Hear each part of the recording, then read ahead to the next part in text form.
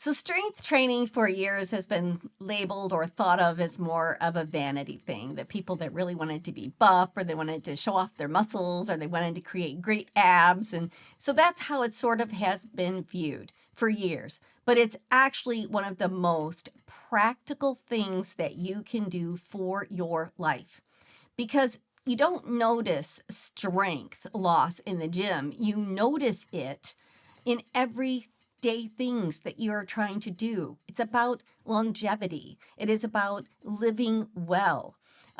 Everyday things that start getting harder. Like it gets hard to stand up sometimes or climb the stairs.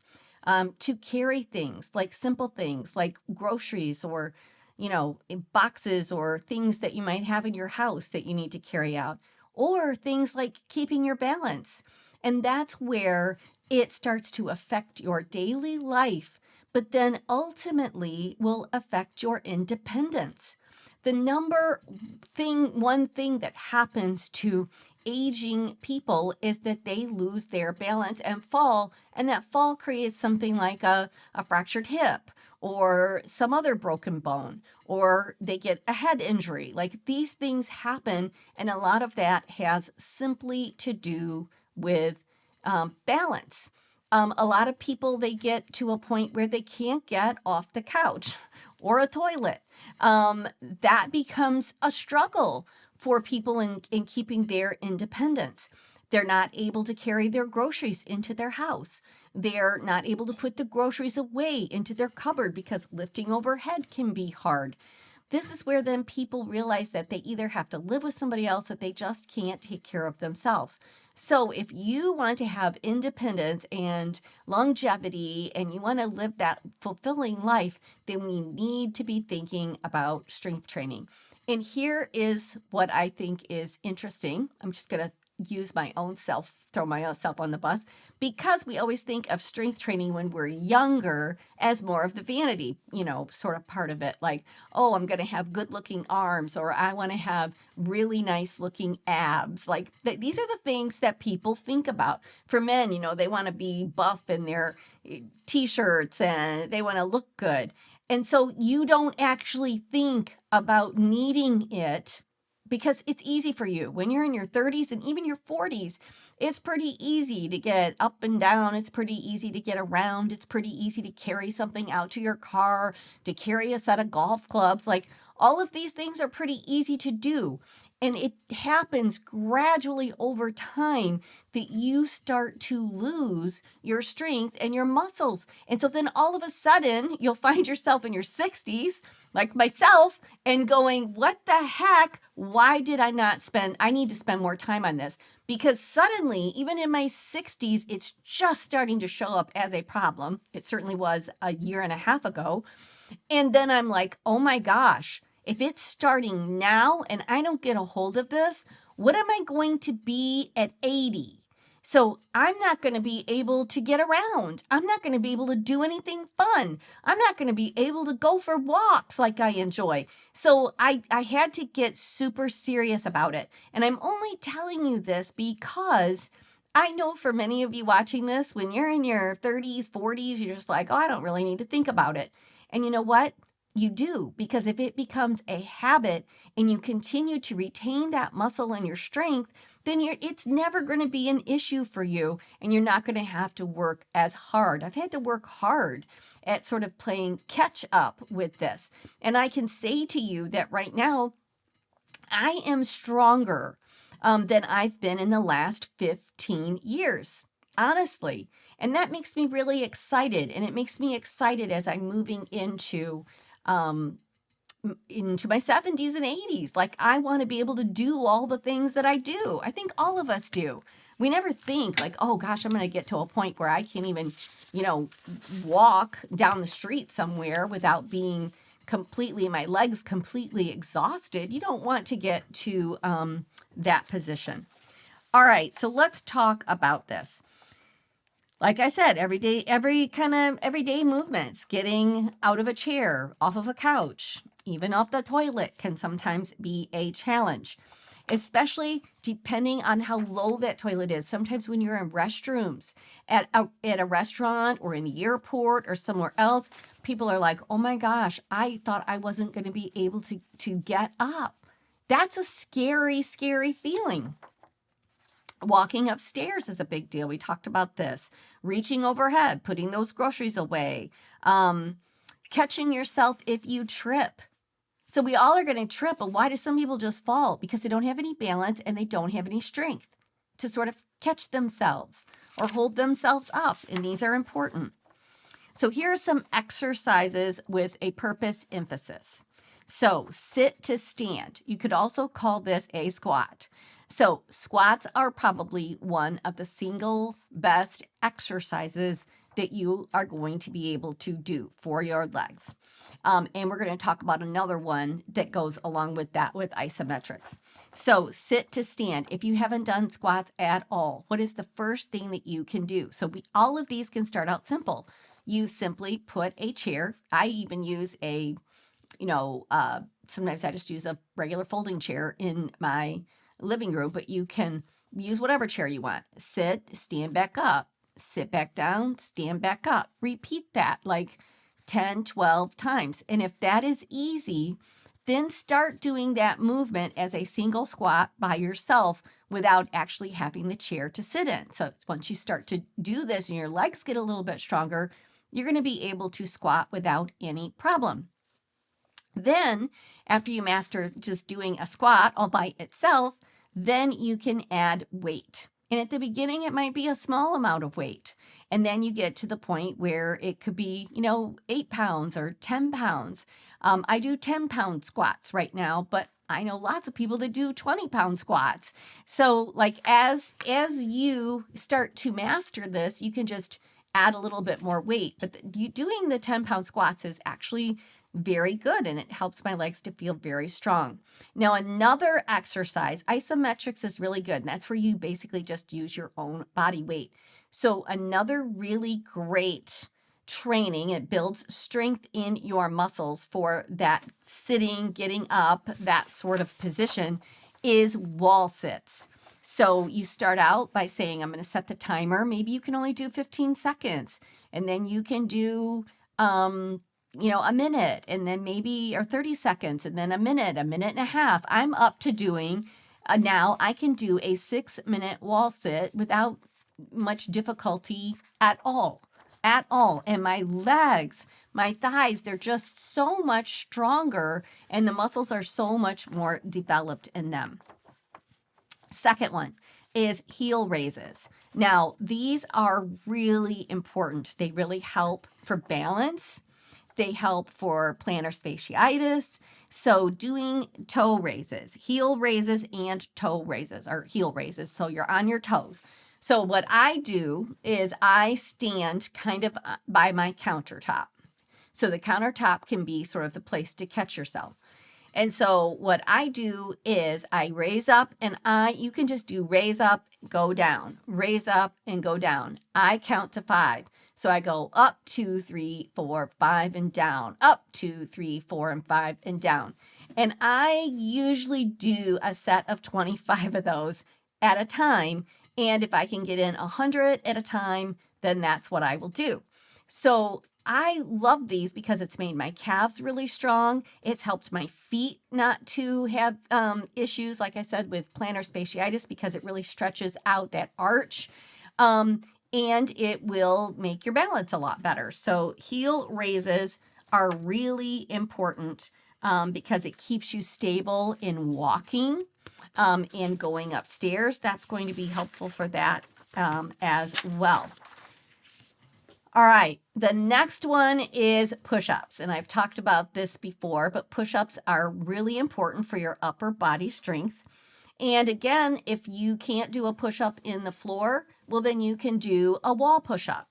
So wall push-ups are just where you lean up against the wall and you are doing a push-up against the wall. Then you can move to doing stair push-ups, and then you can move to doing knee push-ups. I'm still at the knee push-up point of my life, and that's good. And then you can actually then do a full-blown push-up. So those are just really, really good for you. Another thing that is good for that upper body strength and your abdomen strength, and it's probably one of the best isometric challenges to do, is a plank. So a plank, again, is where you are resting on the ground on your elbows with your feet straight out, and you're holding your weight there. And so planks are a little harder, and I can now do about a 3.5, sometimes 4 minute plank. Depends on the day, it really does. But I had to start out at just barely 30 seconds. And then I would get farther and longer, and forever it was 2 minutes, and then it was 2.5, and then I finally made it to 3, and then I finally crossed to 3.5. And only on occasion have I made it to 4 minutes doing a plank, to be perfectly honest. I don't know what it is for me, but most of the time it's I push to that 3.5 minutes. Now, I will tell you this, a little trick I have learned is if I have music on, I don't think about how long I've been doing it as hard. Music is just helpful for me. It takes my mind off of it. So if I pick a song that's like 3.5 minutes long or a 4 minute song, that's how I got my wall set to 6 minutes. I picked a nice long song that is almost 6 minutes long, and I play it, and it's fun. And by the time that song ends, I've done a 6 minute wall sit, and I do the same thing with my plank. I've got a song that is just about 3.5 minutes, and I know that if I play that song while I'm doing my plank, if I can get through that song, then I can make it. That's helpful for me. Okay, another for upper body strength, and this is for carrying things, which is important, like things like groceries or a box, or because you don't want to be carrying something and then falling with it. So bicep curls, I love bicep curls. Those are really important, and it helps with carrying and holding objects.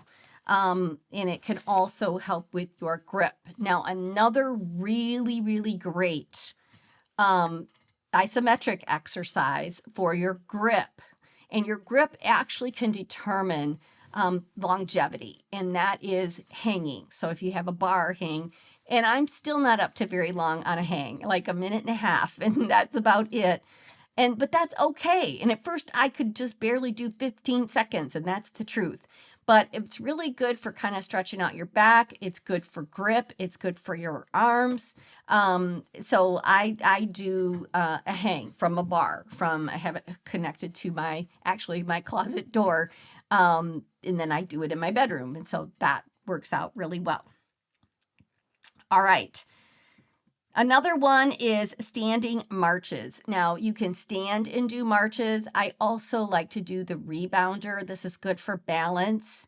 And I'll march on the rebounder. That's a mini trampoline. But I also, if you feel that you are capable, I like to sometimes just do my staircase, like going up and down the stairs multiple times. And of course, if you go to a gym, you can use a stair stepper, and that's a great exercise to use. But if you don't, these are things you can do in your home.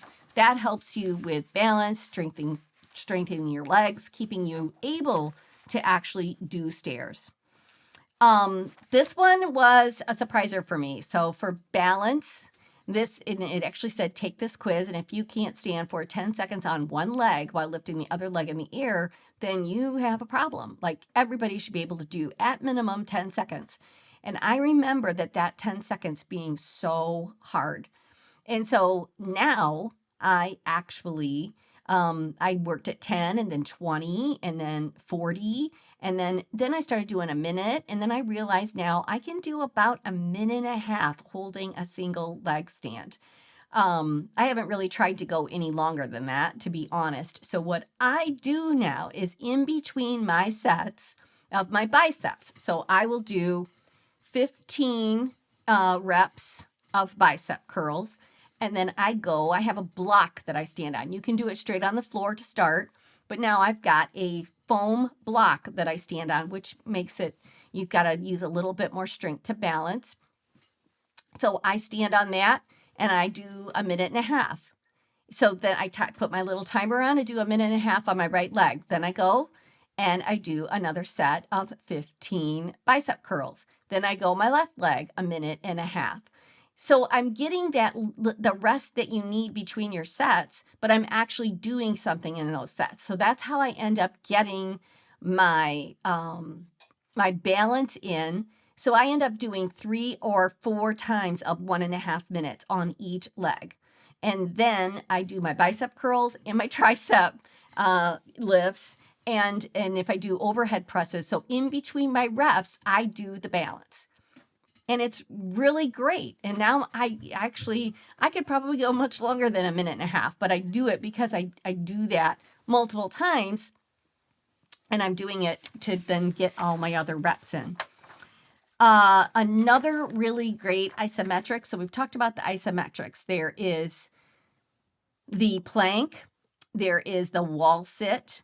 There's a glute bridge. That's where you lay down on the floor and you are on your back, and then you lift your butt in the air and you hold that. And that was one of the ones I could hold and do the most from the very beginning. But that is really good for your legs as well. And then there is a squat. So there's a way that you can just do single squats like we've already talked about, but that you could also just sit in a squatting position. So I do that every day as well. And now I actually, it's just made me more flexible. It's made my legs stronger. It has made my hip pain go away. It's actually been incredible now that I can do a squat for like lots of minutes. So step ups are really good to do too. These are all things you can do in your living room. And again, one of the best ways, and then overhead presses with small weights are another one that is really good. This is for that upper body strength as well. So I just want to encourage you, like say, utilize that power hour that we talked about and say, I'm going to spend 15 minutes. Maybe it's doing your upper body, 15 minutes doing some lower body stuff, 15 minutes doing some type of cardio.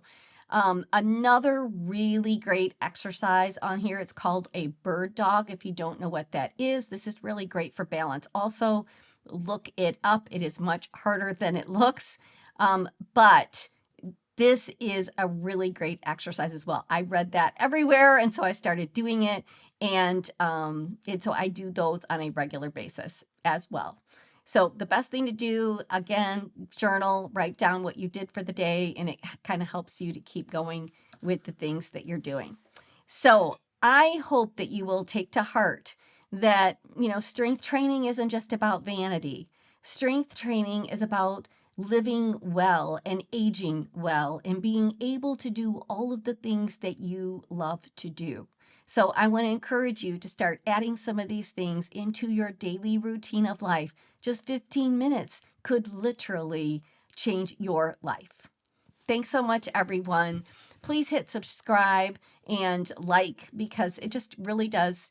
It's helpful for us. We're just getting this started and we want more people to hear about it, so it kind of gets pushed out to more people. And if there is somebody in your life right now, it is never too late to start. If there's somebody in your life that needs to hear this, and I'm sure that there probably is, please feel free to share this video with them. I think it could be super helpful. Thanks, everyone, and we will see you next time.